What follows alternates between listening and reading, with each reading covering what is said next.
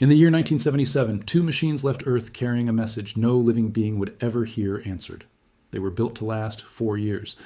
They are still speaking to us now, decades later, from a place no human instrument had ever reached before. And what they found when they finally crossed the last invisible wall of our solar system was strange enough to leave veteran scientists staring at their screens in silence. This is the story of Voyager, and the edge it was never supposed to reach. For most of human history, the solar system ended where the eye could no longer follow it.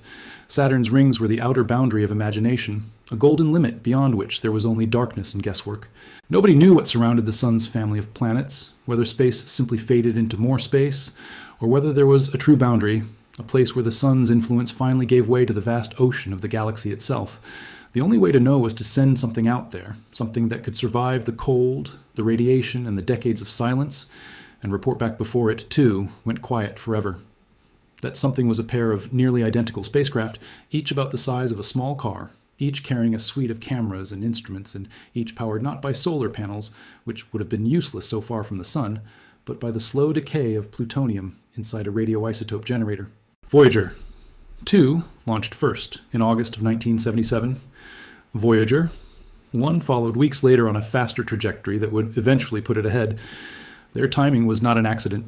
Engineers at NASA had noticed a rare alignment of the outer planets, an alignment that occurs only once every 175 years, one that would allow a spacecraft to use the gravity of each giant world as a slingshot to the next. Miss this window, and the next opportunity would not come until the 22nd century.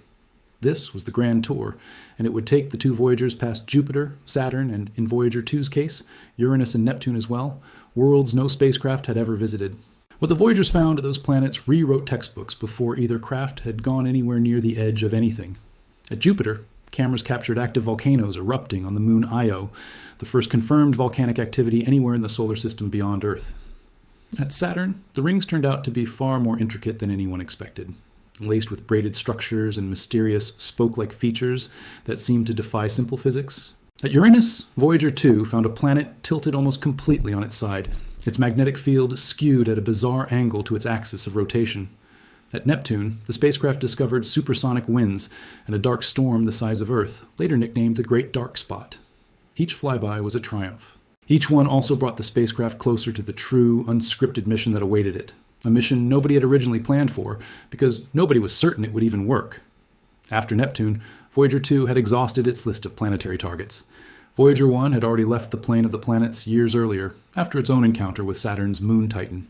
Both spacecraft now had one destination left, and it was not a planet at all.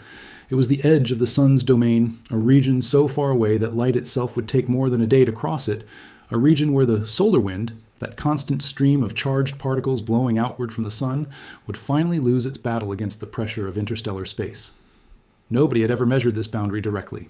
Nobody knew exactly how far away it was, what it would look like, or what waited on the other side. The Voyagers were now explorers in the truest sense, moving into territory that existed only in theory. The journey to that boundary was not fast, and it was not simple. The solar wind does not stop abruptly like a wall. It slows down gradually as it pushes against the thin gas and cosmic rays of interstellar space, creating a series of layered boundaries, each one a milestone in itself. The first of these is called the termination shock, the point where the solar wind abruptly slows from supersonic to subsonic speed as it begins to feel the resistance of the interstellar medium pressing back. Voyager 1 crossed this boundary in December of 2004, at a distance of roughly 14 billion kilometers from the Sun. Voyager 2 crossed its own termination shock in August of 2007 at a slightly different distance, a difference that told scientists something important. The boundary was not a perfect sphere. The sun's bubble was lopsided, pushed and pulled by its own motion through the galaxy and by the uneven pressure of the interstellar wind meeting it from outside. Beyond the termination shock lay a turbulent, churning region called the heliosheath, a kind of buffer zone where the slowed solar wind piles up against the outside pressure, forming a thick, chaotic shell around the entire solar system. Both spacecraft spent years crawling through this region, their instruments recording strange fluctuations in magnetic fields and particle density that did not match any model scientists had built in advance. This was the first sign that the true boundary of the solar system was going to be messier and more surprising than anyone had predicted from the safety of Earth. Then, in August of 2012, something happened to Voyager 1 that mission scientists would spend months trying to fully understand. The spacecraft's instruments recorded a sudden, dramatic drop in the number of particles originating from the sun, and at nearly the same moment, a sharp spike in cosmic rays arriving from outside the solar system, the kind of high-energy particles that are born in the explosions of distant dying stars. For a moment, some scientists hesitated to announce what they were seeing. The data suggested that Voyager 1 had crossed the heliopause, the true outer boundary where the solar wind finally gives way entirely to the interstellar medium, the last line separating our star's territory from the rest of the galaxy. But there was a problem. One of the key instruments that would have confirmed this by directly measuring the surrounding plasma had stopped working years earlier, a casualty of the decades-long journey. Without it, the team had to rely on indirect evidence, and indirect evidence is a difficult thing to build a historic announcement on. For months, the scientists waited, watching the data stream in from a spacecraft so far away that a single radio signal sent from Earth took over 16 hours to reach it, and the reply took just as long to return. Then, in a stroke of what almost felt like scientific fortune, an enormous eruption on the surface of the Sun sent a shockwave of plasma rippling outward through the solar system. Months later, that shockwave reached Voyager 1, and even without its broken plasma instrument, the spacecraft's plasma wave detector picked up the resulting vibrations, allowing scientists to calculate the density of the material surrounding it using an entirely different method. The number came back, and it confirmed everything. The density of charged particles around Voyager 1 was roughly 40 times higher than what had been measured just before the crossing, a density consistent not with the thin, hot plasma of the solar wind, but with the colder, denser plasma of true interstellar space. In September of 2013, NASA formally announced that Voyager 1 had left the solar system and entered interstellar space, becoming the first human-made object in history to do so. It had taken 36 years to get there. Voyager 2 would not repeat the exact same experience, but its own crossing, which came in November of 2018, delivered a dataset that in some ways was even more revealing, because unlike its twin, Voyager 2 still had a functioning plasma instrument on board. For the first time, scientists could directly measure the transition in real time as it happened, rather than reconstructing it after the fact from a lucky solar eruption. What they found deepened the mystery rather than resolving it. The heliopause was not a clean, simple boundary. It was thin, in cosmic terms almost impossibly thin, and yet it marked an abrupt, dramatic shift in nearly every measurable property of the surrounding space. Temperature, density, magnetic field strength, and direction, all of it changed sharply within a distance far smaller than anyone had expected, for a boundary separating two entire regimes of space. But it was what came after the crossing that genuinely surprised the people who had spent their careers studying this region. Both spacecraft, once safely on the interstellar side of the heliopause, detected something almost nobody had predicted with confidence, a faint, continuous hum of plasma waves, a kind of steady vibration in the interstellar medium itself, unrelated to any solar event. Scientists had assumed that once the Voyagers left the influence of the Sun, the space around them would fall largely silent, disturbed only occasionally by outbursts from our own star reaching that far. Instead, the instruments picked up what researchers later described almost poetically as the persistent sound of interstellar space itself, a low-frequency oscillation produced by the ambient plasma that fills the vast emptiness between stars. It suggested that interstellar space was not the dead calm many had imagined, but a subtly active medium, humming quietly at all times, whether or not the Sun was reaching out to disturb it. Even stranger was what the magnetic field data revealed. Before the crossing, researchers largely expected that once a spacecraft left the heliosphere, the direction of the surrounding magnetic field would shift noticeably, reflecting the transition from the Sun's magnetic influence to the broader magnetic structure of the galaxy.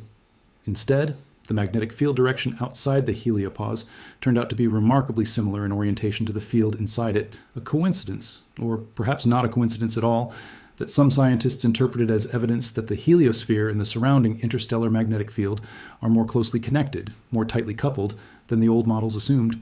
It hinted that the boundary of our solar system is not an isolated bubble drifting independently through space, but something woven into the larger magnetic fabric of the galaxy itself, shaped by forces far beyond anything confined to our own star. There was another discovery, subtler but no less important. As both spacecraft approached and crossed the heliopause, their instruments recorded a layer of unexpectedly warm, dense material just outside the boundary, sometimes described informally within the mission team as evidence of a kind of barrier, a transition zone hotter and more energetic than models had predicted. It was not the wall of fire that some early, more sensational reports suggested, but it was a real and measurable thickening and heating of the plasma just beyond the edge, a feature that hinted the boundary between our solar system and interstellar space might act less like a simple line and more like a dynamic, breathing membrane, compressed and reshaped by the ongoing push and pull between the solar wind and the interstellar medium beyond it. All of this data, gathered from two aging spacecraft now farther from home than anything built by human hands has ever traveled, has forced scientists to reconsider what the boundary of a solar system actually looks like, not just for our own star, but potentially for others as well. It is not a hard shell. It is a shifting, asymmetrical, dynamic frontier, one that swells and contracts with the 11-year rhythm of solar activity, one that lets some galactic radiation in while keeping other forms of it out, one that may be humming quietly at all times with the ambient noise of the wider galaxy. Understanding this boundary matters for reasons far beyond simple curiosity. The heliosphere acts as a kind of shield, filtering out a significant portion of the high-energy cosmic radiation that would otherwise reach the inner solar system, including Earth. Learning exactly how that shield behaves, how strong it is, how it flexes, and where it might weaken, has direct implications for understanding the radiation environment that any future long-duration human mission, including a crewed journey to Mars, would need to survive. Long before either spacecraft reached that distant frontier, Voyager 1 left behind one more piece of its legacy, one that had nothing to do with cosmic rays or magnetic fields at all. In February of 1990, as it was leaving the outer solar system behind, mission scientist Carl Sagan convinced NASA to turn the spacecraft's camera around one final time, back toward the inner solar system it had spent over a decade crossing. From a distance of about 6 billion kilometers, Voyager 1 captured a photograph of Earth, a single pale blue point of light suspended in a beam of scattered sunlight, occupying less than a single pixel of the frame. It became known as the pale blue dot, and it remains one of the most quietly humbling images ever produced by a machine built by human hands, a reminder that everything ever known, every war fought, and every love story told had happened on that one small point of light. It was the last photograph Voyager 1 would ever take. After that, its cameras were powered down for good, their remaining electricity reserved for the long, dark journey still ahead. The discoveries at the edge of the solar system also forced scientists to reconsider what they thought they understood about other stars. Every star that produces a stellar wind, and most do, should in theory carve out its own version of a heliosphere, a bubble of influence pushed outward into the surrounding interstellar medium. Astronomers call these structures astrospheres, and until the Voyagers provided direct, in-place measurements of our own, virtually everything known about them came from distant observation and computer modeling alone. Now, with real data in hand from the actual boundary of our own solar system, researchers have been able to test and refine the models used to estimate the size, shape, and behavior of astrospheres around other stars, many of which host planets of their own. Understanding how a star's bubble shields or fails to shield its planets from galactic radiation has become an unexpectedly important question in the search for potentially habitable worlds elsewhere in the galaxy.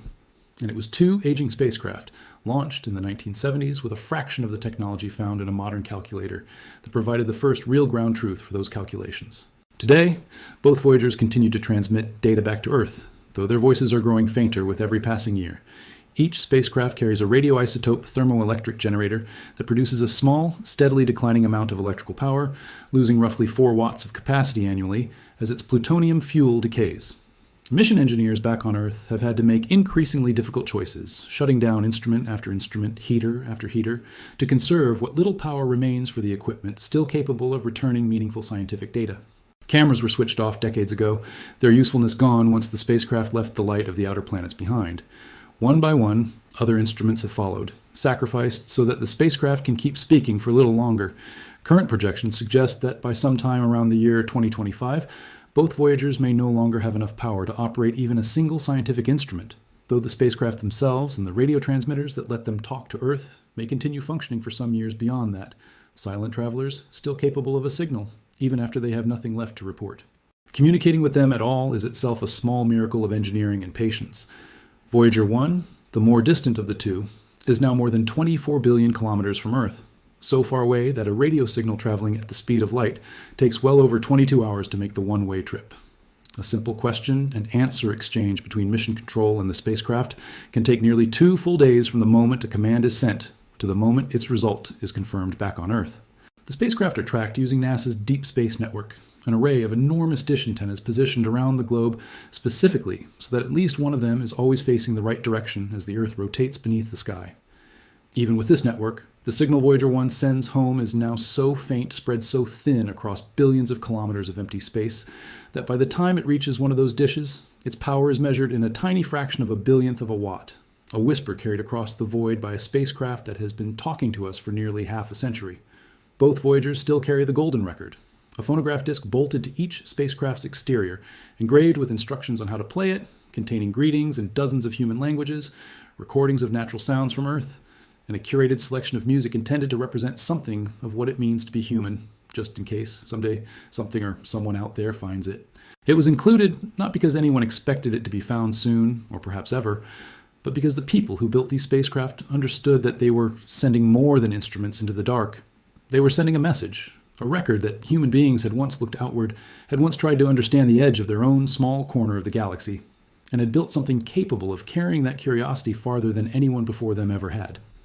The engineers who still work on the Voyager mission today were, in many cases, not even born when the two spacecraft launched.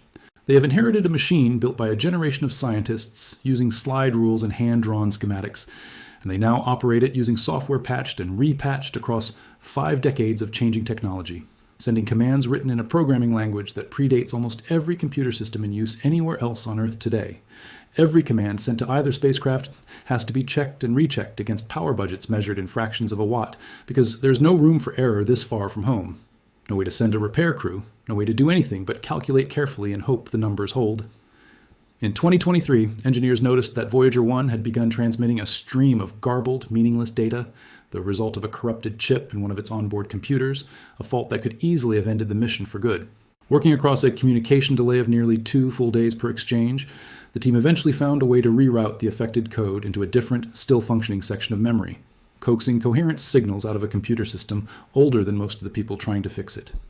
It was a quiet, unglamorous triumph, the kind that rarely makes headlines, but one that added, for a little while longer, to the voice of a machine humanity built to ask a single question, and then sent out into the dark to go find the answer. What the Voyagers have found at the edge of the solar system does not answer every question. If anything, it has opened new ones, about the true shape and behavior of the heliosphere, about the strange coupling between our star's magnetic field and the wider galaxy, about the quiet hum of plasma that fills the space between stars, waiting to be heard by anything patient enough and durable enough to listen. Somewhere out there, moving away from us at more than 15 kilometers every second, 2 machines built in the 1970s, using computers with a tiny fraction of the processing power of a modern phone, are still doing the job they were built for, still reporting back from a place nothing human-made had ever reached before them. Their power is fading. Their instruments are being switched off one by one, but for now they are still speaking, still crossing distances that the human mind can calculate but never truly picture, still carrying humanity's questions, and a golden record of its answers, out into the dark between the stars, where they will drift silent and unstoppable, long after everyone who built them, and everyone reading this now, is gone.